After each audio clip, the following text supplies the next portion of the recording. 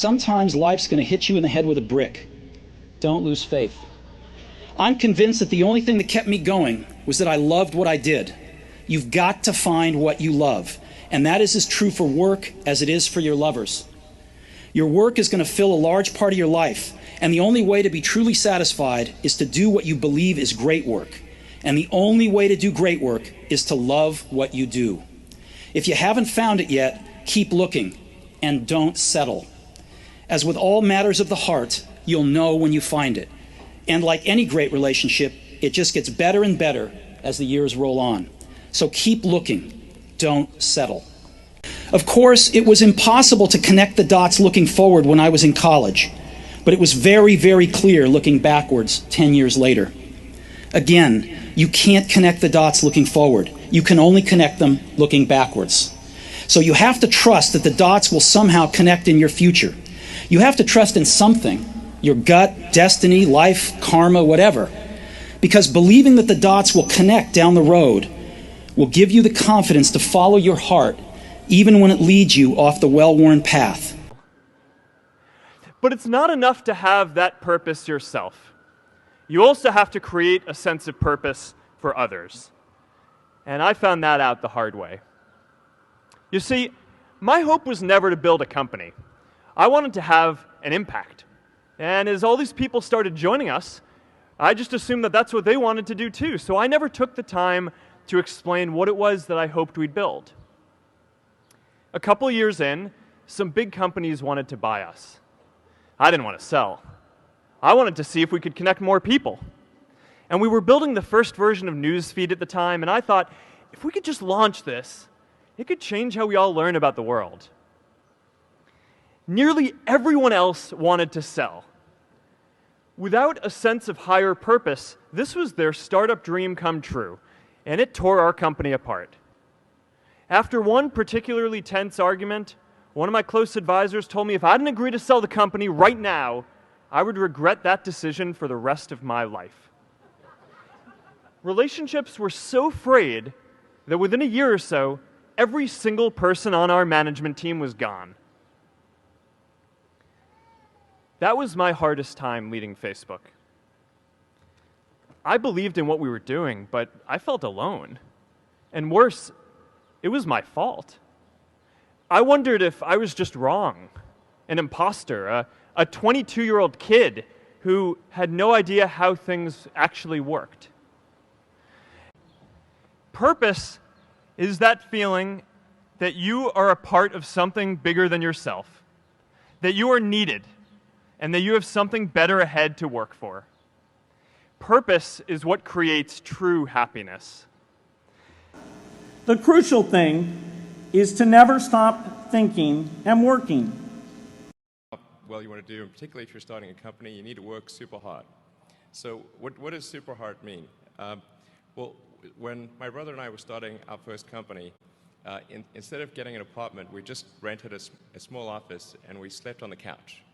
And we showered at the YMCA, and we're so hot up we had just one computer. So the website was up during the day, and I was coding at night, 7 days a week, all the time. And I sort of briefly had a girlfriend in that period, and in order to be with me, she had to sleep in the office. So work hard, like I mean, every waking hour. That's the thing I would say particularly if you're starting a company. And I mean, if you do simple math, say like, okay, if somebody else is working 50 hours and you're working 100, you'll get twice as much done in the course of a year as the other company. Don't turn away from what's painful. Examine it, challenge it. My job is to create a world that lasts 2 hours.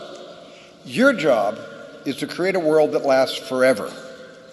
You are the future innovators, motivators, leaders, and caretakers. And the way you create a better future is by studying the past.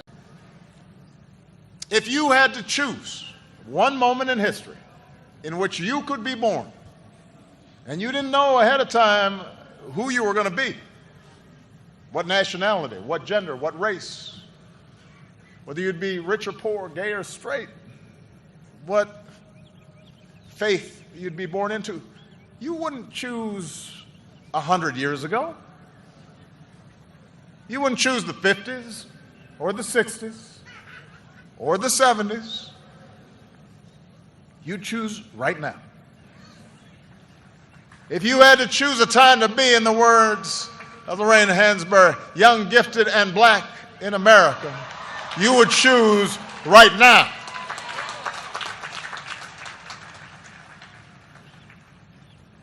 I tell you all this because it's important to note progress. Because to deny how far we've come would do a disservice to the cause of justice, to the legions of foot soldiers, to not only the incredibly accomplished individuals who've already been mentioned, but your mothers and your dads and grandparents and great-grandparents who marched and toiled and suffered and overcame to make this day possible. If you want to be successful, you have to pay the price. Nothing is easy. Easy means you have to think different. You have to do different. For example, early days in my company, when some ideas come to my desk, Jack, this is a great idea, and I look at everybody. Everybody say it is a good idea, I normally throw into the rubbish. Because everybody say it is good, then all the other people think of. If everybody say this is going to be very tough, I'm very interested in that tough question. And I pick up and say, how can we do in a different way? This is to be unique. We knew this day would come. We'd be standing one by one, with our future in our hands. So many dreams, so many plans.